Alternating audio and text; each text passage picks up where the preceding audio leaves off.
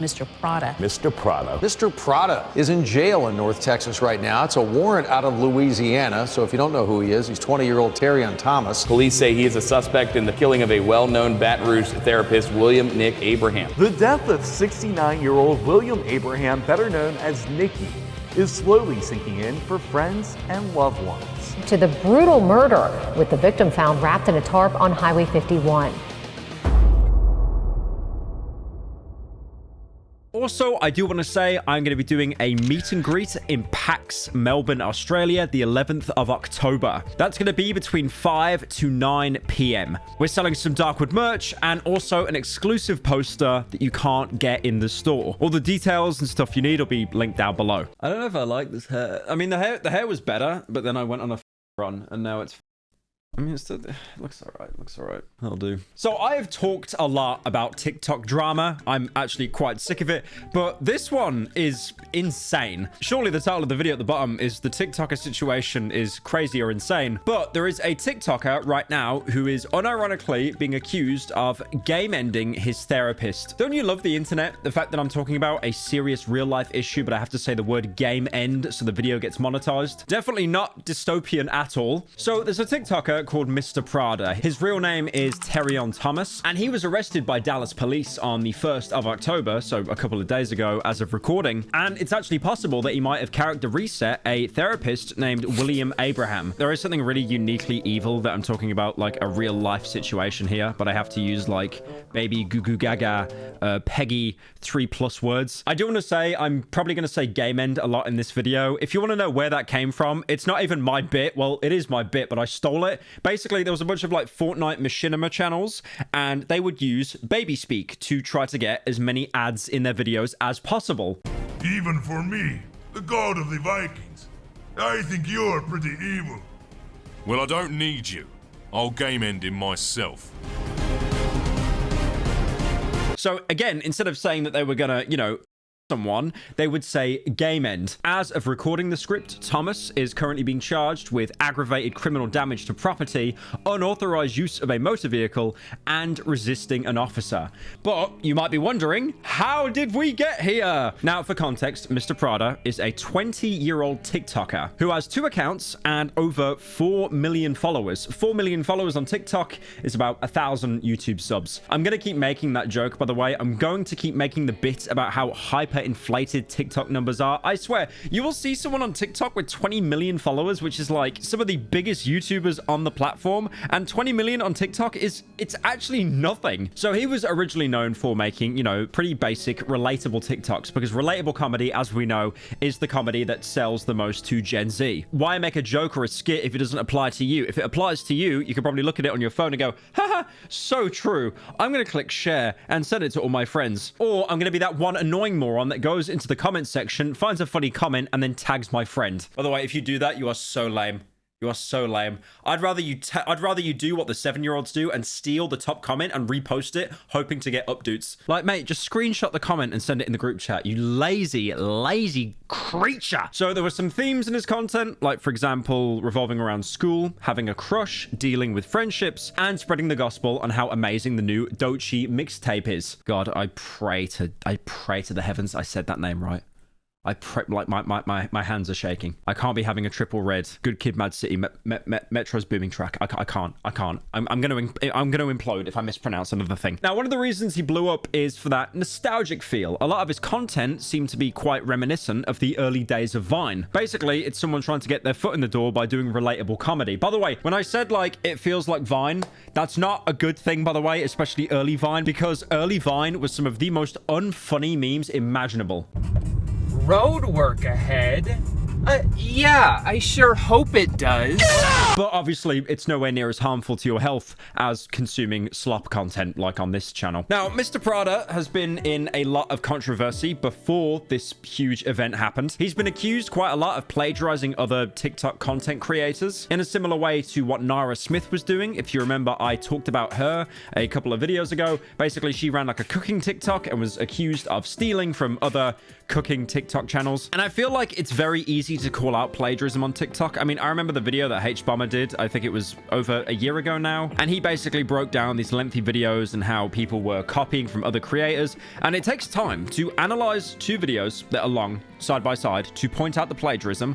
That is very hard to do. But obviously, it's so much easier to do it on TikTok, because on TikTok, every video is like, it's probably 60 seconds, because 60 seconds pays you the most amount of ad revenue. And anything over that, you're kind of just doing overtime for free. That's why me, for example, I complain constantly about how much I hate 1-minute videos, despite the fact that every single TikTok on my page is exactly 1 minute. So an example here is someone is basically claiming that Mr. Prada is using a sound or a caption as another TikTok creator, creating this like bizarre fake scenario of before you go to sleep.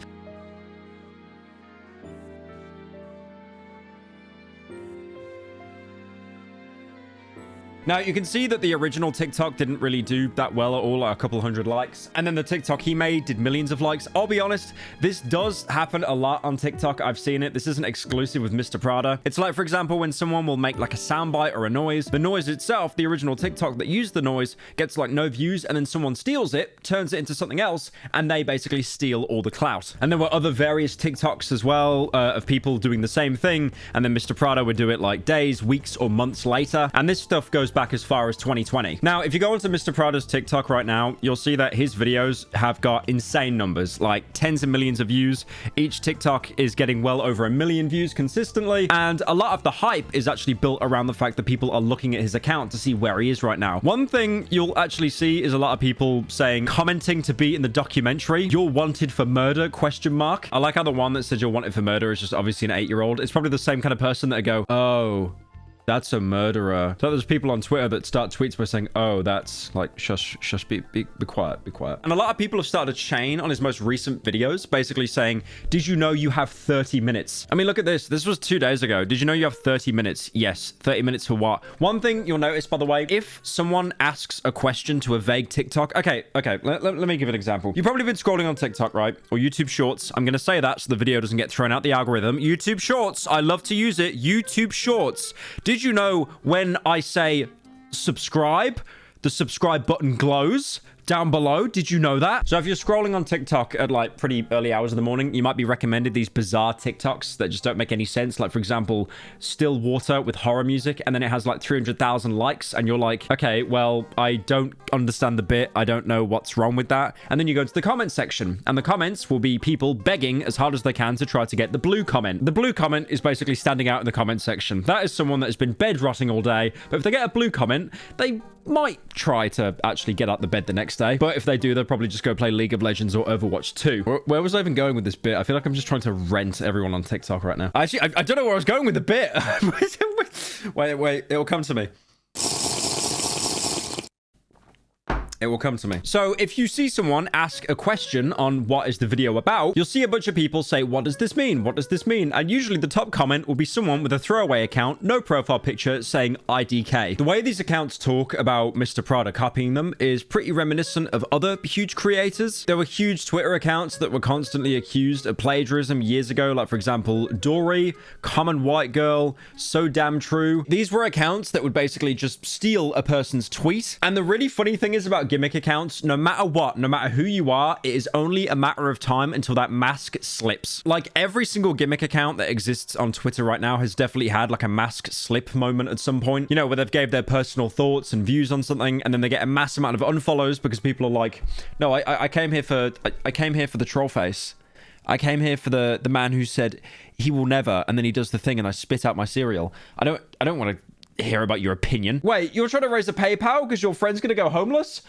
Gay. I'm obviously not making fun of situations like that, by the way. More the fact that people just act so indifferent to very serious situations because they followed the account originally for quirky memes. Now, he was eventually called out for the plagiarizing back in 2022, and he admitted it. I mean, he probably could have sat there and been like, no, I didn't. Loads of people did it. But no, he owned up to his actions. But he didn't really seem to care about what other creators felt. Now, despite the plagiarism, it seems that Mr. Prada was struggling with some very personal issues as well, and he posted pretty concerning videos, as well as just shaving his eyebrows and his head. In one of these videos, he mentioned struggling with bipolar disorder, also depression, and talking about how his life had become a nightmare. Don't do anything drastic unless you want to look like this.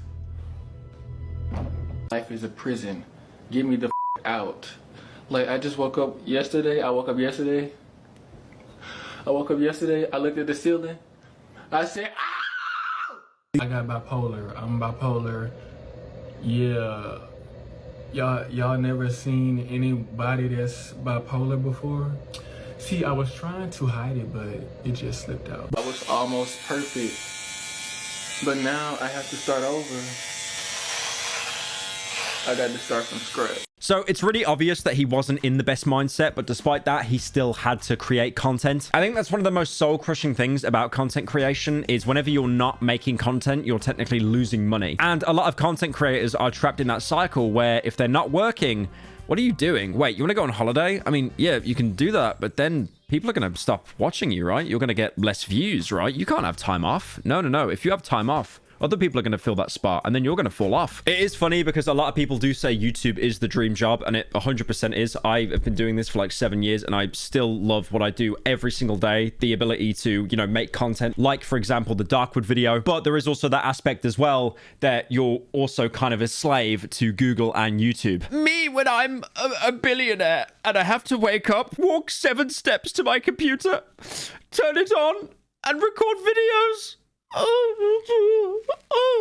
My life is so hard. Now, over the last couple of days, people became very suspicious when there was a post from the... Oh my god. You're setting me up, right?'re setting me up. Why is there always a word like this every video? Why are we setting me up now? Right, I'm gonna try it. This was from the Tangipahoa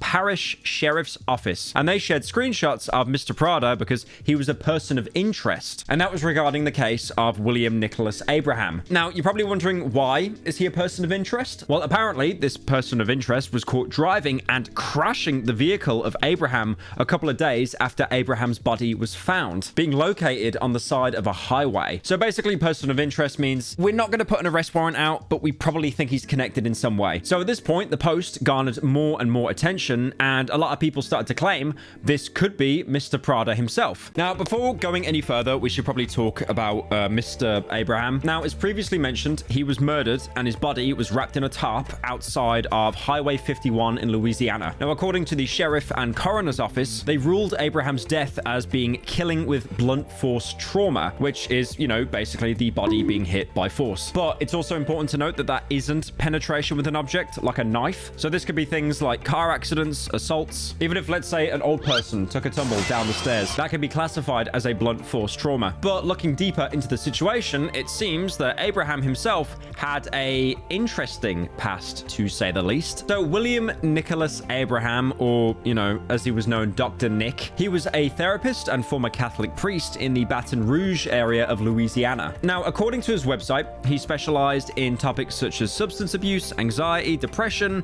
and also had an emphasis on LGBT-related issues. Now, before becoming a therapist, like I said, he was a Catholic priest, and that was for 14 years. But back in 2015, Dr. Nick was accused of...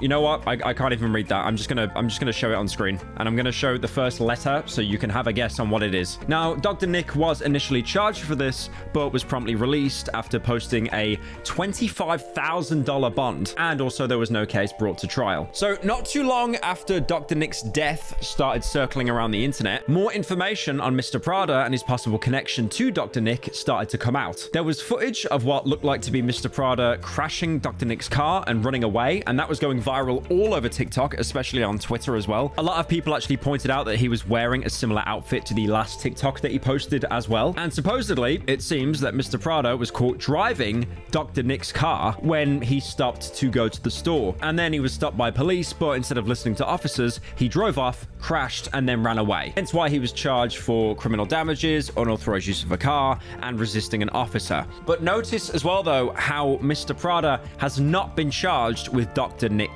death. That's simply because Dr. Nick's death is still under investigation at the time of recording this video, and they're trying to see if Mr. Prada has any connection to his death. But many people are still accusing Mr. Prada, thinking that he did do the murder, and even trying to say that Mr. Prada was actually that 11-year-old child who accused Dr. Nick of the word that I can't say. The internet does love to speculate with a bunch of things with literally no proof, but Dr. Nick's previous attorney basically confirmed that Thomas is not the same person who made that accusation towards Nick. So Mr. Prada is not the 11-year-old child. That's coming from an ex-solicitor. The other claim seems to be as well that Mr. Prada was showing us warning signs the entire time. But again, it's really hard to confirm at this time like what the motives are, if there are any, even if this murder took place. Now, you might think that this is the first instance of a TikToker being accused with a possible murder, but unsurprisingly, it is actually not the first time. Now, there was an account called Jin the Kid, and he was a YouTuber slash TikToker, and his bit was known for doing various impressions of people, like, for example,